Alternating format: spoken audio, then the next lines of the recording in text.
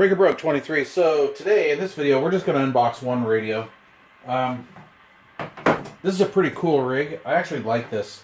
So back in the day when I was a kid, like about 11 or so, my Uncle Jack, which actually had a CB radio repair shop here in Salt Lake City for a while, and he had the coolest old radio in his truck. It was a 69 Dodge truck, just beat to crap, even though it was only like 6 years old.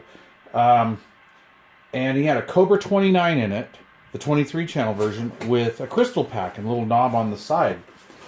And I used to sit out in that truck down in southern Utah. We were down in a little place called Torrey, Utah. Torrey. And I used to sit in that truck and try to shoot skip. And he had like a Hustler antenna on it or something at the time. Kind of a lame antenna. And but I'd like go through all those channels and I'd try to figure out, you know, what channels they were and who was talking. And so ever since I was a kid, I always wanted a Cobra 29 crystal controlled unit. But I can't find them.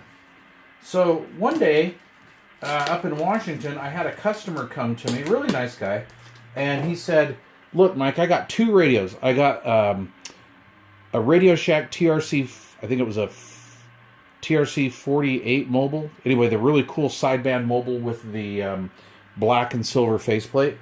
And he said, I want you to get this one going for me. And he goes, I don't really have any money, so would you take a radio in on trade? And so I'm like, yeah, sure. I mean, I guess. What do you have? And he says, I have a Cobra 138 mobile. And he says, the problem is it's messed up because it's 4 channels off. And I'm like, what do you mean? He goes, well, when I'm on channel 8, I'm on channel 1 or something to that effect. Anyway, it was 4 channels off. And I'm like, okay, well, I'm thinking to myself, it's probably just a crystal issue. You know, no real big deal. Well, actually, it had all 23 channels. What was wrong was the channel selector knob. Somebody pulled it off and put it on different. And it was just, that's all it was. And so I fired it up. I do have the stock mic. Unfortunately, it's not in this box. I don't know why. But so this is that look that I like, that just mesmerized me when I was a kid. This was just so cool because the Cobra 29 looked just like this. So this has dynamic. In fact, actually, the only thing wrong with it is it's coming on, the little piece here is coming unglued. Other than that, it's got a little bit of pitting, just barely, but not really bad. The top isn't really scratched up. The sides are in excellent condition. Anyway, needless to say, I got the guy's Radio Shack mobile going for him. It had a stuck meter and a burned out light.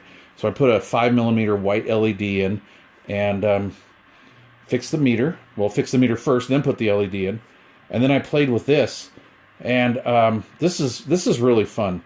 So it has dynamic, volume squelch, AM, upper lower sideband, RF gain, and clarifier. And then the A&L separate of the noise blanker, which is really important on an old crystal control radio like this. And I'll do a video explaining why that is down the road. And then CBPA, and of course the 3-pin unit and jack on the back, PA and external speaker, but it's just so nice and clean. I really like this. It's not really a top performer, but it's a nice radio. It has actually a really good receive. Puts out about 3 watts, 3.5 watts on AM, and roughly 10 or 12 on single sideband. So it's not a really powerhouse, but I'm going to leave it alone. Oh, it smells fresh. It's a nice radio. But what I did on these is, because like I said before, I convert a lot of my odd funky radios over to 4-pin Cobra. So here's what I did.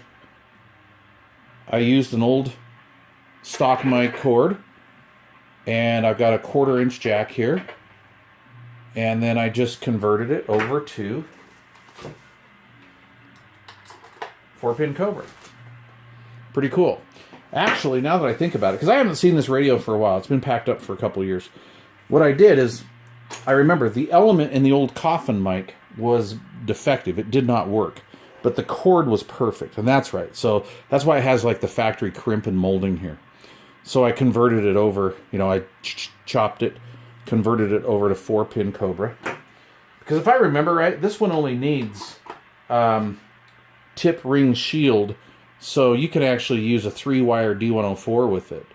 You don't need the black wire, I believe, to receive. You just need shield, and then audio, white, and then red transmit.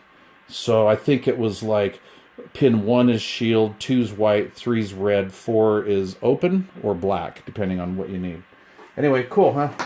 So I'll do a video on this, stay tuned, but I just thought I'd show you that because I love the look of that classic Cobra. I think this radio, be it the 29 or the 138 and the original Cobra 148s, are just like the coolest looking radios ever. All right, thanks for watching.